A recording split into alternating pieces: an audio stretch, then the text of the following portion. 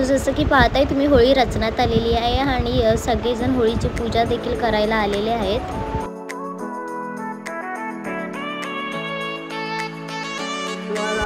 काठी देखील अशा प्रकारे आमच्या इथे नाचवली जाते। संत शिरोमणी मनमत स्वामी महाराज की जय, सच्चिदानंद सद्गुरुनाथ महाराज की जय। शिव हर हर महादेव परमानंद परमसुखदं केवलं ज्ञानमुद्वन्द्वादिसाक्षिभूतं भवात्री तदुतं नमामि। वक्रतुण्डं महाकायं सूर्यकोटिसमप्रभा निर्विघ्नं कुरु मे देवं सर्वकार्येषु।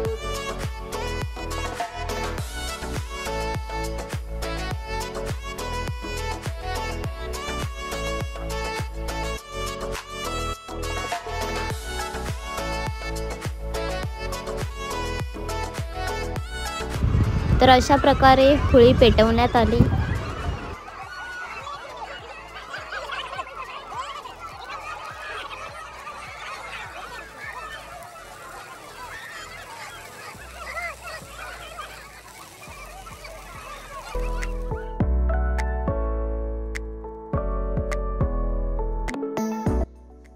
तर फायनली तुम्ही बघितलं, एकदम मजा आली।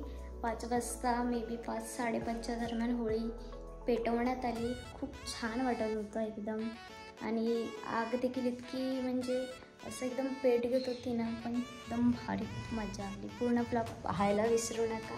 आता सकाळ झालेली आहे, मस्तपैकी फ्रेश वगैरे होणार, मग जरा दर्शन वगैरे घेऊ। सो तर मी पप्पा आणि माझी बहीण आम्ही चाललेलो आहोत ग्रामदेवतेच्या मंदिरात दर्शनाला।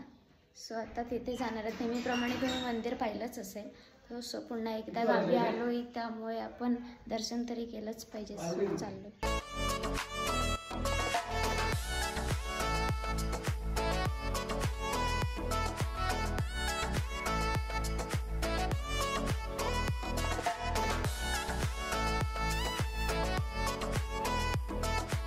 सो तर आम्हाला फायनली करवंद इथे लागलेली दिसत आहेत। कच्ची आहेत, कच्ची का होईना आपण घरी जाऊन त्याची चटणी बनवू शकतो। सो त्यासाठी आता आम्ही करवंद काढतो।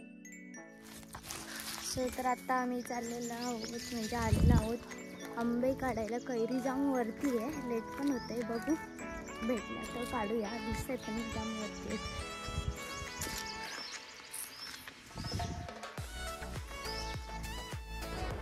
तर पप्पा आमच्यासाठी कैरी काढण्यासाठी वरती झाडावरती चढले।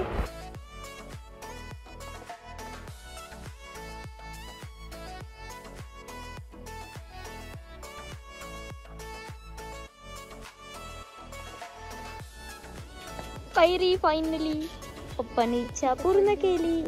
सो तर पप्पानी माझ्या दिले 4 कैऱ्या काढायला, बोलली उगाच रिस्क नको।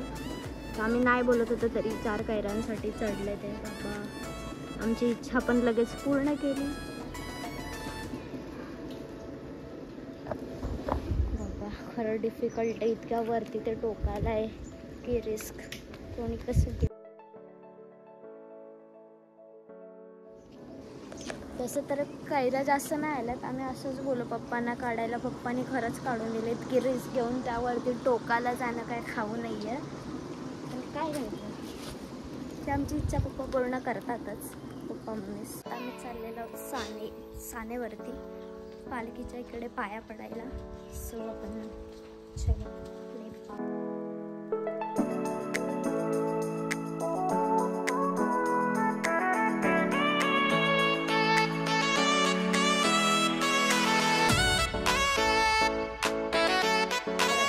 लागले।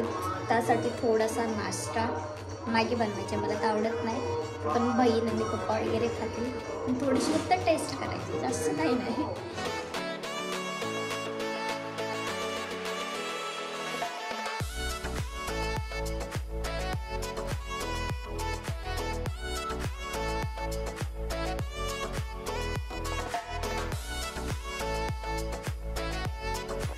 टेस्ट बरं।